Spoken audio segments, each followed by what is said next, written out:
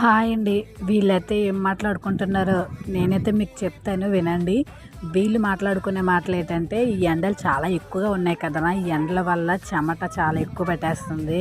ఇంత వేడి తట్టుకోలేకపోతున్నాము. అదర్వైజ్ కంట్రీలో ఇంత హాట్‌గా ఉంటే, ఇంత వేడిగా ఉంటే వాళ్ళు కూల్ డ్రింక్‌లని, ఐస్‌లని ఇలా చల్లనియని తాగుతారు. మన ఇండియా ఏంటంటే ఎంత హాట్‌గా ఉన్నా 40, 42 డిగ్రీలు ఎండ ఉన్నా, ఎంత వేడి ఉన్నా సరే మా అమ్మ అయితే టీ తాగుతుంది. ఇదే నేను షార్ట్‌లో కూడా చూశాను. ఎంత ఎండ ఉన్నా, ఎంత వేడి ఉన్నా కంపల్సరీగా టీ అయితే తాగుతున్నారా అని చెప్పి వీళ్ళు చెప్పుకుంటున్నారు.